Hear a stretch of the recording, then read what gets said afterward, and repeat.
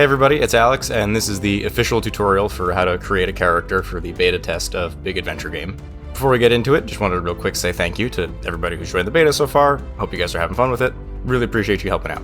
If you're finding this video in the far future and the game's already out of beta, or if there's been like a big update to the beta, then look on our channel or check for a pinned comment with an updated video. And you can also check the Discord server for patch notes. So there's no real script to most of this video. I'm just going to sit with you guys and make a character, and you can pause and unpause the video to follow along at home. GMs can of course also use this to make NPCs. I'm going to make a paladin type character so that we get to explore options for weapons and spellcasting, but regardless of what kind of character you want to make, the process is basically the same. First things first, join our Discord server. If you're still missing it, the link is in the description. You want to come over here to the beta documents channel, and there you'll find the player's handbook, PHP, and the character sheet as PDFs. If you get all the way to the end of the video and you're like, this is way too much work, it's not for me, we have pre-made character sheets for you in pre-made characters. You download these as a zip file. There's 13 characters. Each one has two variations, one that's fresh at level 0, quote unquote, and one that is halfway leveled up, so that depending on what kind of game you're running, you have options. And of course, you can always take one of these pre-made characters and make some tweaks to them to make them your own. But if you want to do it from scratch, start here. So I'm going to fill out my sheet digitally because it's just a lot easier to record that way, but do what you want at home, print it out if it's easier. If you don't have a nice PDF reader, it might be easier on you. So in the player's handbook, character creation begins on page 16. You're going to start here. And on page 17, you have a checklist of the order you should do things in. This is the recommended order. If you've never done this before, I definitely recommend doing it this way. But, if it's your 12th character, you can bounce around a little bit. You can start with a feature or a spell or something that you want to build your character around and go out from there. So step 1, we start on page 18, is your lineage. This is literally, what are you? Are you a human? Are you an elf, a dwarf, a dragon person, a bird person, right? Whatever you got going on. For your species, your race, your ancestry, whatever you want to call it in other systems, right? We call it lineage in Big Adventure Game. So for the sake of our example character here, I'm going to do elf. And if you notice under elf, they have 3 sort of sub-lineages. I'm going to take forest elf. So you go over to your character sheet. In the box that says lineage, you write forest elf or whatever you have. The other thing you do is you look under these bullet points that are all under here and you see what you have. So my height is somewhere between 5 and 6.5 feet on average as an elf. So you can put that in. You can do it now, you can do it later. Weight on average 120 to 250, human weight ranges. I'll just throw 160 in there. These are in pounds, sorry for my friends outside of America. Size is medium, that's just kind of assumed. You can write that if you want somewhere under your lineage, but most creatures are medium. If you're playing as a halfling or a gnome or something, you may want to write that you're small, but most creatures are going to be medium. And then my speed is 30, and in parentheses there it says walk. It means I don't have any special boon to swimming or flight or climbing or anything like that. So we just write under speed here, at the top left, 30. If you want to put walk in parentheses, you can, but again, walking is sort of the default mode. Then under unique features, as an elf, you have dark vision for 30 feet. That's explained in great detail later in the book, but it is what it sounds like. You can see in the dark with a range of 30 feet. So I paste that into the lineage box as well. And then as a forest elf, which I said is what we're going to be doing, you have +2 training to the detection skill, and it increases your maximum for that skill. For now, I'm just going to copy this box. I'll explain what that means further when we actually get the training points. You'll notice that several of the other lineages have that sort of thing as well, where they have extra training points to specific skills. We'll go over that when we get there. And that's about it for your lineage. This is going to be a little different for each of the lineages, but same basic process. Step 2 is your attributes. This starts on page 22. Stats is what we tend to abbreviate it as. This is your strength, your reflexes, your senses, your intelligence, these sort of things, right? On page 22, it starts with a quick description of what each stat means, if you want to give that a read. And on page 23, we have the first of our templates. These exist at all of the major steps of character creation, basically as a guidepost, right? If you want to do stuff completely from scratch, you can do stuff completely from scratch. If you prefer to just have some basic lines to go off of, based on traditional RPG character archetypes, we have stats picked out for you. You can pick them and then change them, whatever suits you. So the way that this works, if you want to do a from the bottom up point by, you start with -2 in every stat. So you can go over to your character sheet, you can do -2, -2, down the line. And then as it says here, you have 28 points to spend and distribute as you like. If you've played a lot of different video games, you've seen something like this before. It's called a point buy. So if it's helpful, you may want to have a calculator out, put in 28. We know as a paladin type character that we want to be pretty strong. We want to be in melee with a sword or a hammer or something, right? So we want good strength. You want to be able to swing your weapon pretty hard, right? So I want a strength of 4. So I'm going to do 28 minus 6 points to get to 4 strength. Makes sense. And you do this down the line, right? Until you run out of points here. At character creation, the cap for any single attribute is 5. You can get up to 8 eventually as you level up if you want to overinvest in a single stat. But when you make your character, 5 is the highest you can have right at the beginning. Alternatively, you can take the template, right? If we look at the paladin, I have 4, 1, 3, 0, negative 1, 3, 2, and 0. So for now, I'm just gonna put that into the character sheet. And what this represents is a result that you could arrive at if you had done the math manually, right? You don't have to worry about, does this add up right? I already double checked the math. If I didn't, you can put that in the feedback in the Discord. But otherwise, this is taken care of for you. What you can do from here, if you feel like it, is make some small adjustments, right? So if you want to save yourself some time from the math, but still have custom stats, you can do that. So say I, as a paladin, I don't care about my reflexes. I know I'm not going to be making a lot of ranged attacks. So I say, let's put reflex back down to 0. Let's put strength at 5. Let's just be very strong. You can do that. You can move stuff around as you feel like. Once you're done with that, once you have your attributes how you want them, all 8 of them, jump on down to page 24 to start your derived stats. These are stats that exist based on your attributes. So the first one we start with is hit points, health. In other words, how much health you have is determined by your vitality and by your magic. It's this simple little chart here. So you look at your vitality score and you look at your magic score, your vit and your magic attributes, and you do a little bit of math. So we have 3 vitality as a paladin and 2 magic. So I look on the chart, 3 vitality is 39, 2 magic is negative 2, so that's 37 HP, and the hit points goes up here. 37 maximum, 37 current, assuming you're starting the game at full health.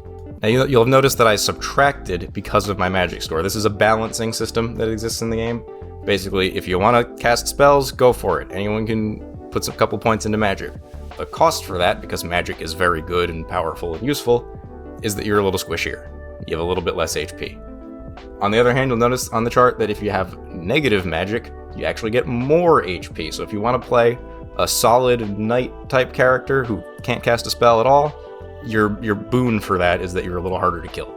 The next thing here is just the rules for temporary hit points that comes up in a couple of spells and things. You don't need that right now.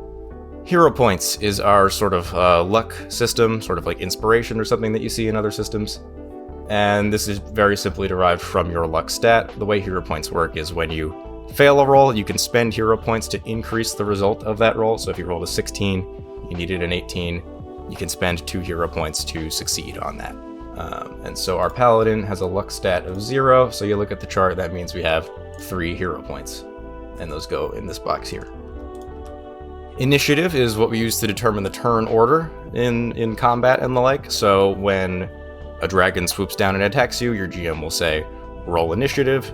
And the way that works is everybody rolls a d20, you add your reflex score and your sense score to the result of that d20, and then highest to lowest, you go in order, right?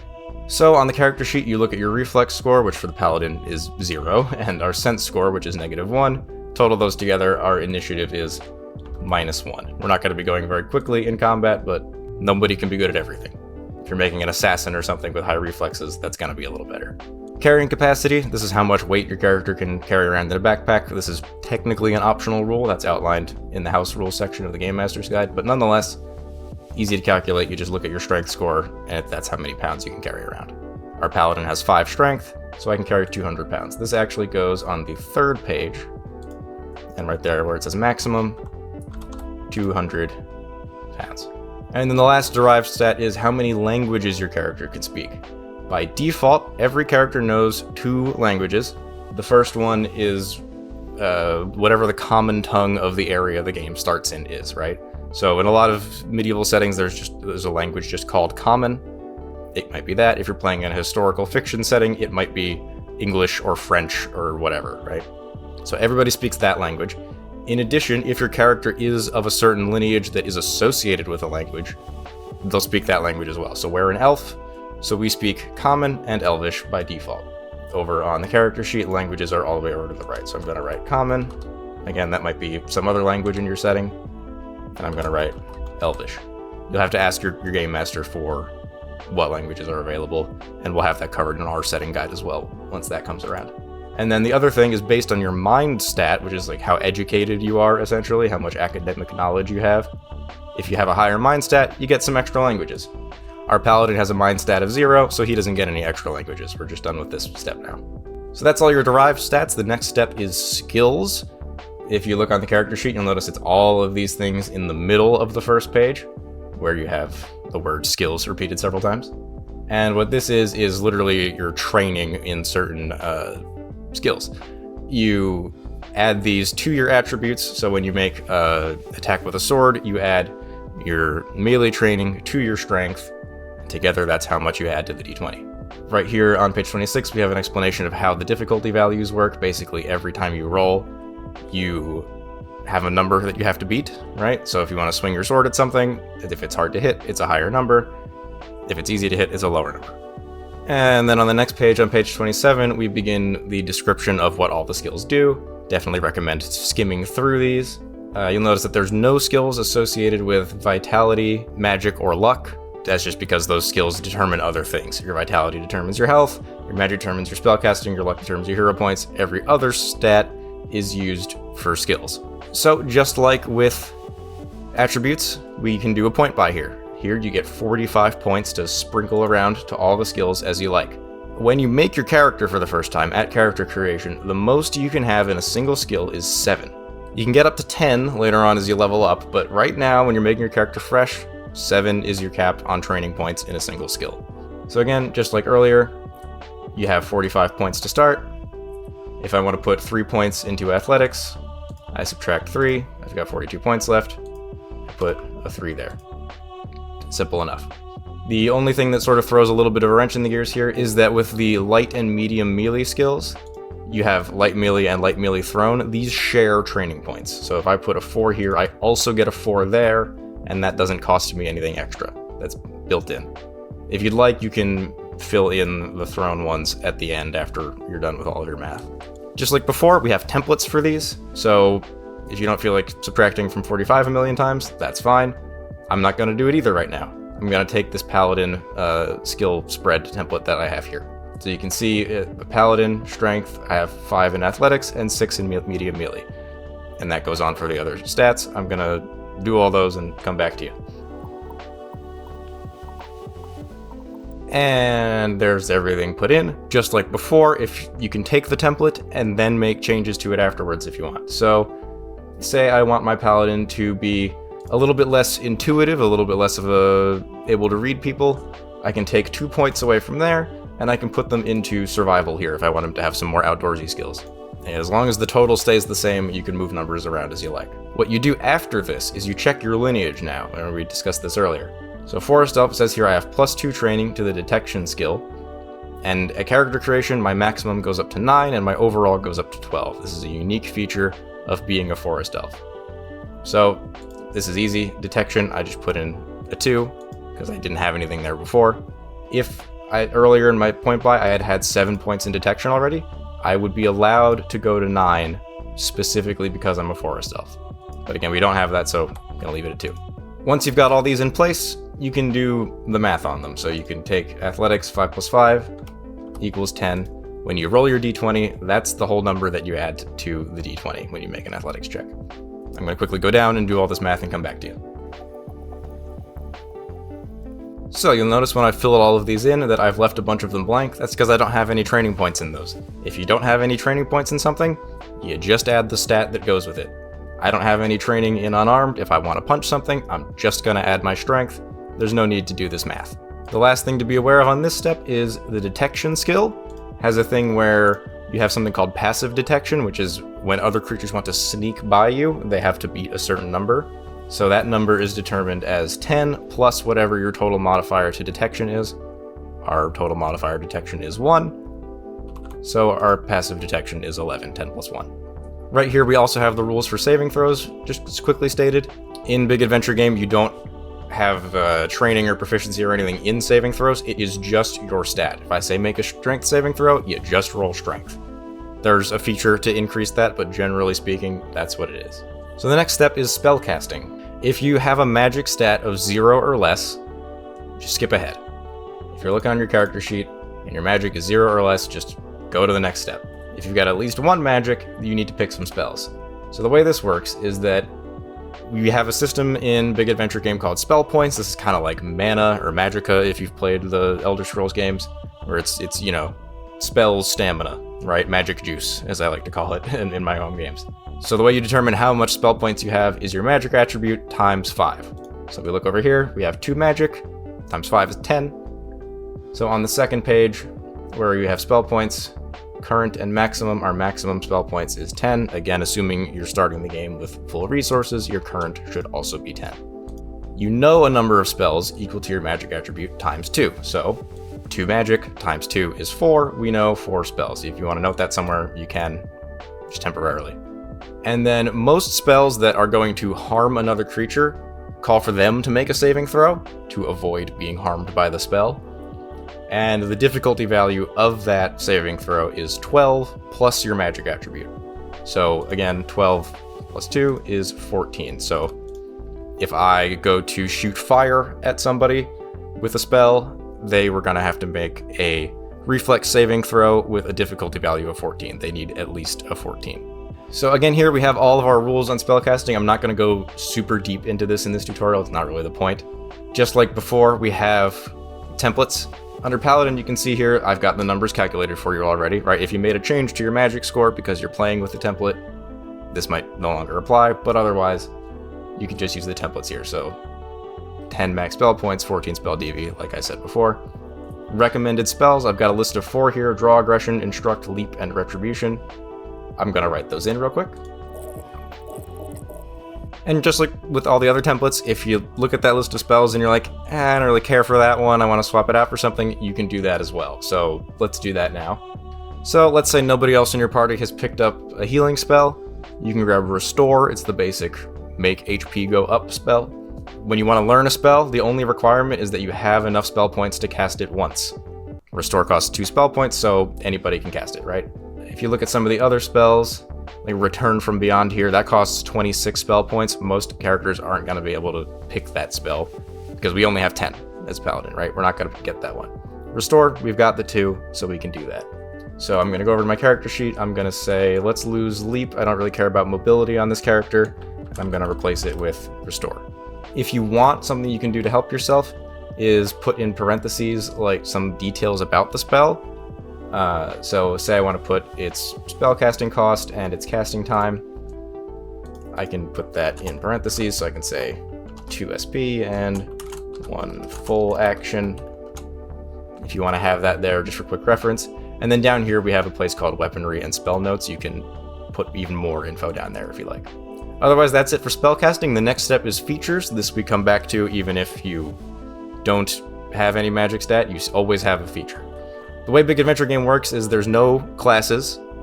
The word Paladin doesn't really mean anything. It's just sort of a guidepost in this character creation process.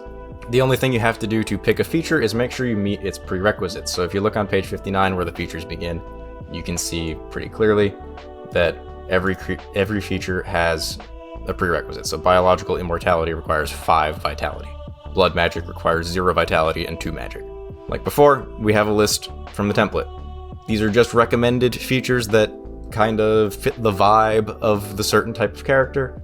You can pick anything you want as long as you meet the prerequisite. For the sake of ease here on our Paladin, I'm going to pick the Share Burdens feature, which is one of the recommended ones. So they're alphabetically organized, so I've found Share Burdens on page 66. And I see that I need 1 vitality and 2 magic. I do in fact meet that. I have 3 vitality and 2 magic, so I'm overqualified. And if you want to make your life easy, you can, if you're doing this digitally, you can just copy and paste this. You'll see on page 3, you have a space called Inventory Features and Notes. That's what this is for. If you'd like, you can delete the prerequisites from your character sheet. If it's on here, you probably meet them. It shouldn't be here if you don't meet them. You'll also notice that on many of these features, there is this little number in a box here, in like a different font. What that means is it's how many times you can use that feature before you have to take a long rest. So Share Burdens has a 5 in a box next to it, means you can use it 5 times before you have to make camp or whatever, go to an inn, and then you can use it again the next day, right? So the way I like to note that on a character sheet is just something like this, where you just do 5 uses, and then you can do, if you want, you can do 5 out of 5. So that when you use it, then you can be like, all right, I'm down to 4 out of 5, I'm down to 3 out of 5, so forth. And then of course, you want to read the feature. What Share Burdens does is when another creature within 30 feet of you takes damage, you can use your reaction to make it so that each of you takes half the damage instead. Step 6, I'm not going to go into extreme detail on. Basically what this is our leveling up system. Basically, at the end of each session, the GM has to give out a certain number of improvement points based on how much did you get done. There's a chart here that lays out how much you should get, and anytime you finish a long rest, you can spend IP to gain some new features and things. It's sort of a very incremental level up system. Sometimes when you're playing big adventure game, your GM will say, hey, I want to get right into a harder adventure. Everybody gets 200 IP to start, or whatever number they go with, right? If that's what your GM is doing, this would be the time to do that now. You've got your features, you've got your spells, you're pretty much locked in. Now you can level up. You have a very simple upgrade cost here, right? So if you have 200 IP, you can spend 60 of it to get an additional feature. You can spend 30 of it to increase one of your core attributes, so forth, right? But generally speaking, when you're starting a game fresh, you don't need to do anything with this right now. So the next step is equipment. The way that we handle this in Big Adventure Game is that you start with 150 money, non-specific currency, and a backpack. You get a free backpack. The way this works is that in this area here, when you're picking out equipment in the void before the game begins, all currency is equalized. Money is just money. When you actually start playing, that will probably be silver or gold coins or something like that, right? Again, your GM will tell you what the currency is in an area. We'll have that covered in our setting guide as well once we get to that. The other thing to note about equipment is that some of the things are highlighted in colors, yellow, green, and blue. You'll notice, let me go down to ranged weapons. You can see all the colors in action here. Short bow isn't highlighted. That means it's a very old technology that should be available in basically every setting. Yellow is sort of pre-modern, so you'll see that double barrel shotgun is highlighted in yellow. That's because it's been around a while, but it's definitely post-medieval. Green is modern, so tube-fed shotgun, like a pump shotgun, like a very modern type of shotgun, is from the modern era, recent past or near future. And anything in blue, plasma rifle, these don't exist, obviously.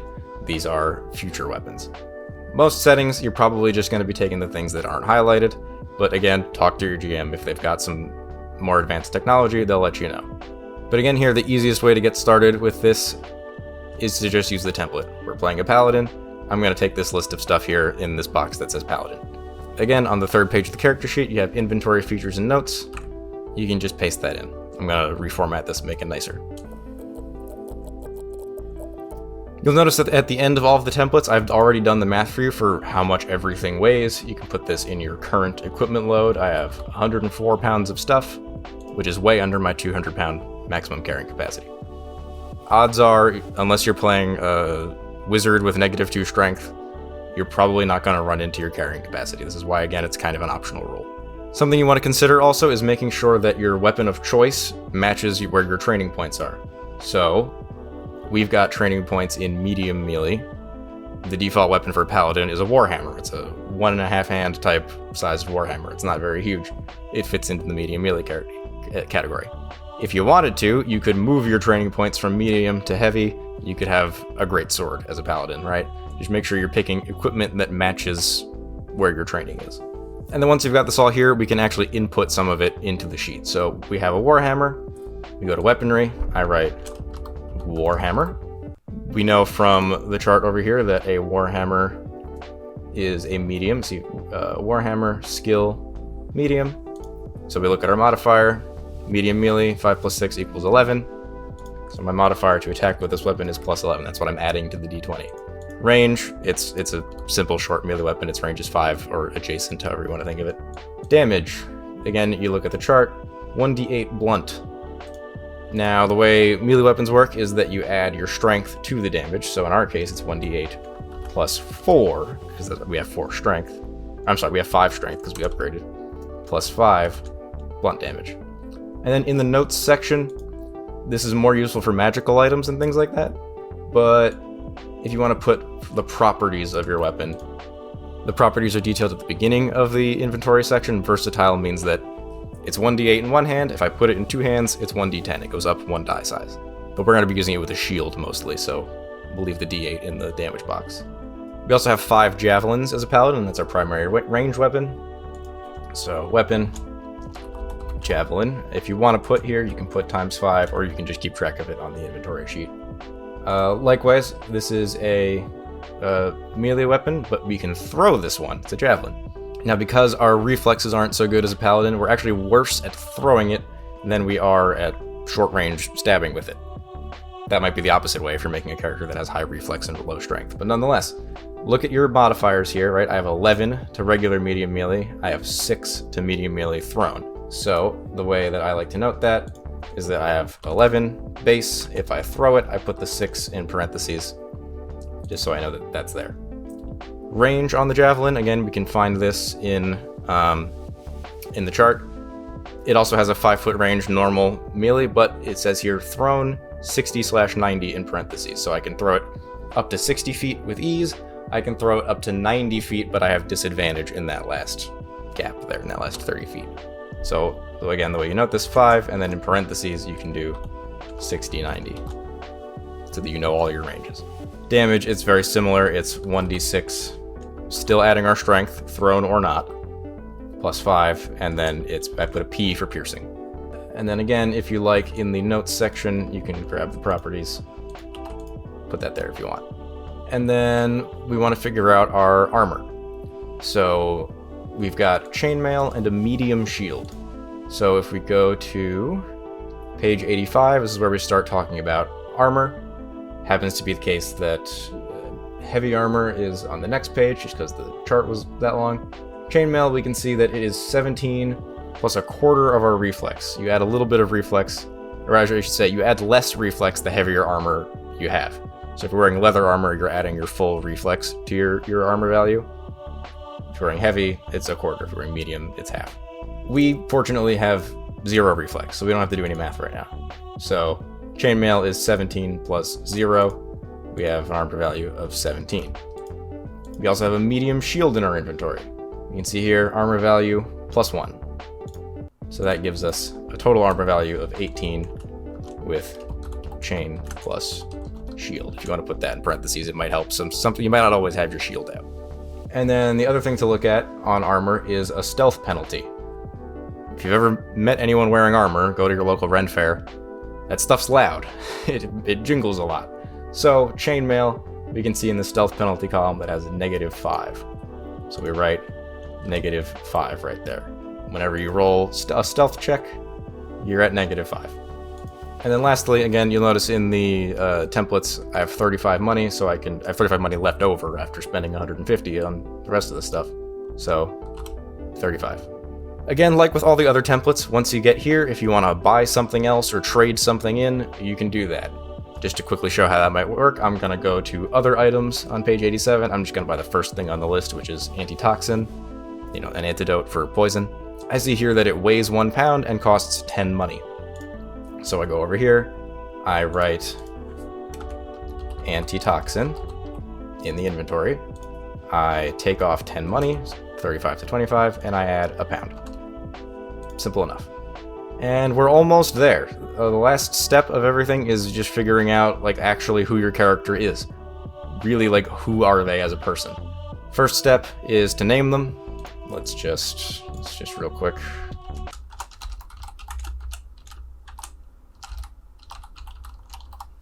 Great, good enough. And of course, if you like, you can copy this onto the other pages. If you're playing in person with paper sheets, and the staple comes undone, that's why that's there. You can also put your own name here. Likewise, if you're playing in person and something comes unstuck, that is helpful. And then the rest of this is writing a backstory. This is a common thing to do in a TTRPG. How big of a deal you want to make it is up to you and your GM and your fellow players. Some people write novels, some people write half a paragraph. These are just suggested topics for you to cover. You've got early upbringing, education, relationships, goals, loose ends and mysteries, beliefs, personality, identifiers, and appearance. All of these are things that don't really do anything mechanically, but make your character feel like a real person. So I'm going to fill these in real quick. We're an elf, so we can be old. We'll have blonde hair. We'll have green eyes. We'll just go with he, him. And we'll say that in the other tab here, you can write other things. Scars, tattoos, right? We'll say we have a scar over left eye. Typical classic warrior scar. And then the last thing to note, let me just move myself here. Last thing to note over there, no, I can do this. I can figure this out. Over there is what we call the backstory boon. Basically what this is one final thing that after you've written your backstory, you want that to reflect mechanically somehow. So you get to pick one of these things that reflects that. So you can take one additional training point, doesn't cost you any improvement points, it's straight out free. So you could be like, well, my character, he served on a ship for a while maybe, so I'm going to give him 1 training point in drive sea vehicle, right? Wherever you want to put it. You can stack onto something you already have, right? I drove a carriage for a long time, so I have 4 in drive land. Whatever you want to do. Second option is to pick fluency in an additional language. If your character has traveled abroad or was raised somewhere else or had a relationship with a person from a faraway place, you can put something in here. So maybe I speak Common and Elvish, maybe I also speak Dwarvish, or Draconic, or Giantish, or whatever other languages your setting has. Third option is 50 additional money. Again, money, not silver or dollars or whatever your currency is. Money in the gameplay sense. So you would add that over here to this. So if I have 25 money, suddenly now I have 75. You can go back up and spend that, or you can just hang on to it to reflect that your character is wealthy. Fourth option is a single valuable trinket, as it says, such as a piece of jewelry, or an ancient book worth no more than 100 money, but probably worth more to you symbolically or sentimentally, that has no mechanical effects. So if your character is a noble person, you might have a signet ring, you might have a heirloom from a loved one, something like that. Or a sacred religious text or something that your character values very much, something along those lines. And the last option is a pet, which, as it says, can be any level 0 or level 1 beast. We give you the stats for these all the way at the end of the book. That starts on page 132. You'll want to look for the level, so you'll see that bear is level 3. You can't have a bear at start, but you can have a bird. That's level 0. You can even have a bird of prey. You can have a trained a falcon or something, right? It's a level 1. So that's totally on the table. The other thing you want to look for is the creature's type. The humanoid skeleton is an undead, not a beast. So you can't just have a skeleton following you around right at character creation. And then that's that. The last chapter in this section is the conclusion. As it says, read everything over, double check your math, show it to your GM, show it to whoever the most experienced player at your table is, make sure you did everything right. And that's everything. If you have any questions, go ahead and ask them in the comments. You can also pop over to the Discord server. I have the link in the description again if you're still missing that. Thanks for watching. Leave a like, subscribe so you can catch further updates about the game. Share it with your friends. Again, the more people give their feedback and everything, the better the game turns out. And enjoy the rest of the day and have fun playing the game.